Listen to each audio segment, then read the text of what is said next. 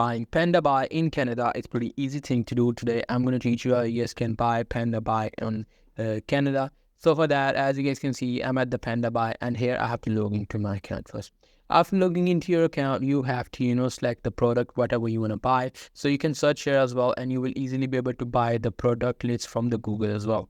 So you just need to select the right product, and after that you can easily order that product. So you just need to order that product and add your address, and it will easily be able to ship your product to your house in Canada.